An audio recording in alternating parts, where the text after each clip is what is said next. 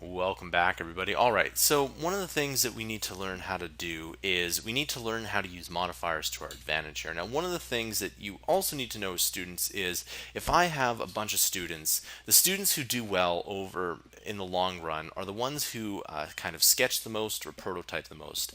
And what that means is that the more you do, the better you get. So if I had a student that modeled, let's say, 100 models, and another student that modeled 50, and another student that modeled maybe 10, the person who modeled 100 models would be by far the best one in the long run. All right, and that's coming from a teacher for many, many years. So I'm going to go ahead. I'm going to scale this along the z-axis, and I'm going to also scale this along the x-axis and the y-axis. I'm going to make this one quite small. So something like that there. Okay, let's tab into edit mode, and we're going to do the exact same thing. We're just going to make a loop cut and just click and right click. Let's select all these vertices here, and we'll simply get rid of that here.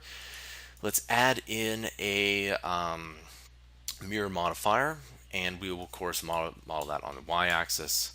Let's add in another loop cut, simply put, just like that. Hop into face select mode, and we'll just move that up. All right, and this one's going to be really simple. I'm not going to make it too complicated. I'm just going to simply move it up here, and you can see that that already looks like a pretty cool sword. All right, and by the way, I'm in edge select mode here. We'll move that in. Very good. And what I'll do, actually, I'll do two things here. I'm going to extrude that in here, but I'm also going to take the edges here, and I'm going to move this in. I'm actually going to move them all in, something like this. And then I'm going to go and I'm going to extrude that here. Okay. And then extrude it. I'm going to make just this, take it out a bit, take that out a bit, take that out a bit, and there we go. And we got this kind of cool little thing in here. If we really want to, we can kind of hop into edge select here, and we'll bring this in a bit, and so this looks more like a handle. And there we go. Okay, so there we go. We got this nice little thing in here, and if we want to, we can even bring this guy in just a bit, and this guy in too, just like that. Okay, so there we go. We got this nice little handle. Everything looks good.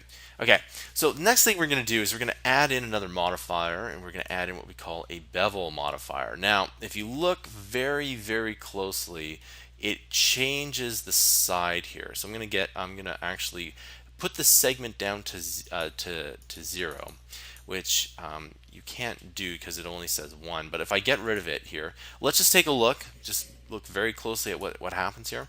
This bevel modifier, what it does is it adds in kind of an edge. Now, when you add in any kind of detail, you're adding in faces and vertices and edges. And if you want something to be smooth, it takes a lot of faces and vertices, and that makes it more costly. And if you're using this in an interactive environment like games, it's going to be actually really hard to render that. And if you're making a movie, then it's going to take more time to render it. So if I add in the segments to maybe about 3 or 4, you can see what that does here.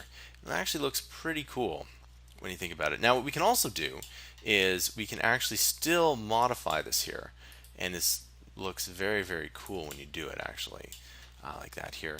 But before we do that, let's add in another loop cut, and I'll just add it in something like that.